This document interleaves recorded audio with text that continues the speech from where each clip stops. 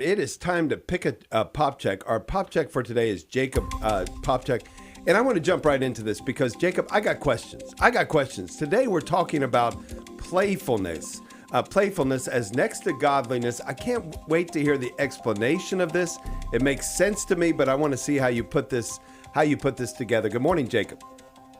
Good morning. Yes, launching right into it. So, I think that a lot of very well-meaning Catholics and Christians, want so badly to be holy, but often will get this misinterpretation from sort of a surface level look at, the facial expressions on holy cards or the sort of firm way that they interpret the characters in Scripture, that they're supposed to be incredibly serious and shut down all the time.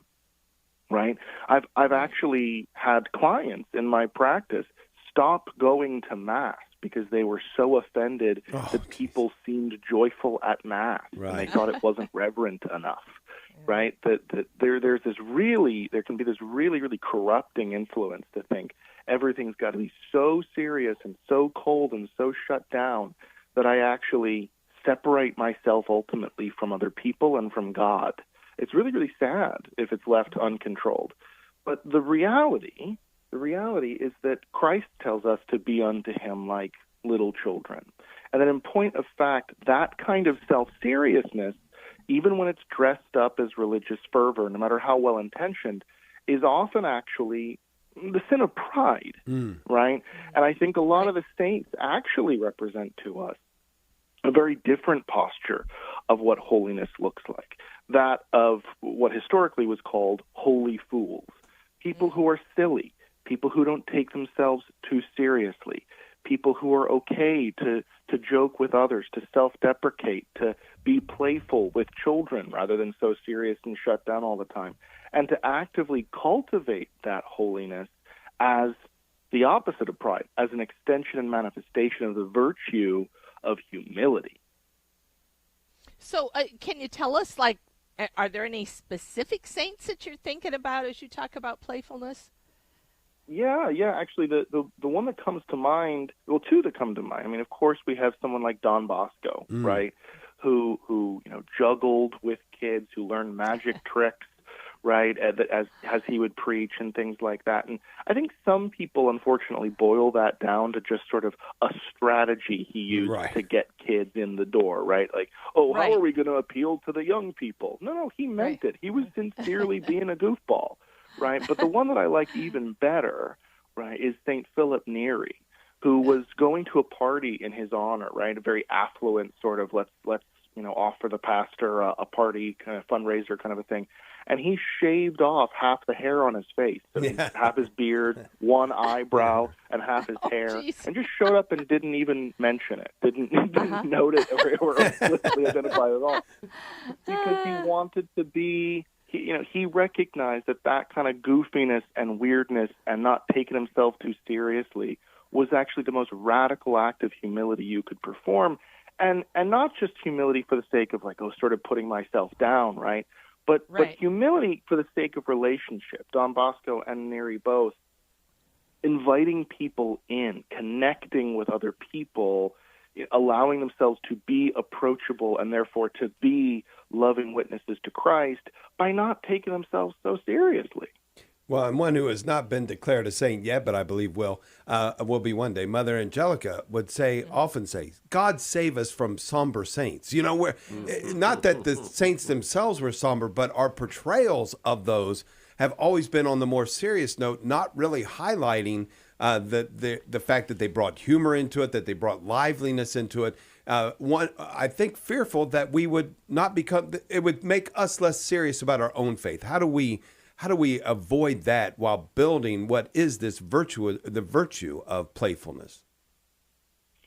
Yeah, I think it's a really, really good question. And for anybody kind of asking that question in their heart, I would again just slightly push back.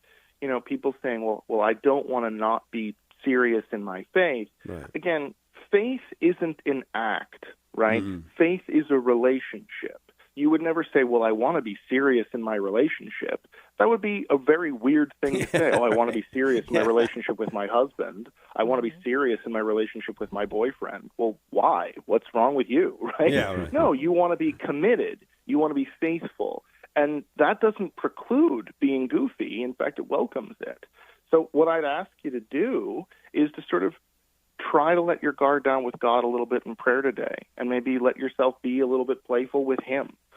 Try to look for an opportunity to be a little bit playful with somebody else, or to cut the tension in a situation by letting your guard down and maybe making that self-deprecating joke. It's going to be awkward. It's going to be uncomfortable, but it's not the opposite of being committed and faithful in your relationship with God. I think it's the natural fruit of it. So, do you find that would you say this is tied to the gospel where St. Paul talks about being a fool for Jesus Christ? Is that part of? Would you tie that to playfulness, or are we talking about something totally different here? No, I think you absolutely are, right? Again, Paul is talking about the persecutions that they're suffering, right? And that people are talking about them as being fools, as being idiots, that they have to that the culture is going to look down on.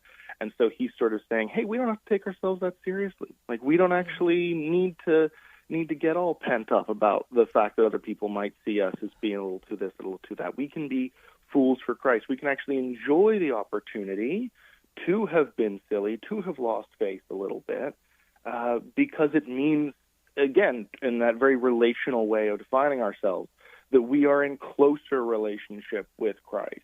And again, that's going to feel unsafe to some people, right? In order to practice this, I've actually, some of my clients who struggle with scrupulosity, right? That kind of spiritual OCD that makes them worry that everything under the sun is immoral. I've actually encouraged them to take, you're going to think this is odd, but that's the point of the segment, right? I've actually encouraged them to take even improv classes, right? To sort of force themselves to get out there and be able to think quicker. And the fruit that's had in their prayer lives that they're always shocked to tell me about. That's interesting. Really, That's really interesting. And some of us, some have a bigger scamp streak in them than others.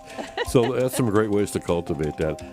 Jacob Popcak, thank you so much. A wonderful way to enter into that playfulness. That really helps a lot.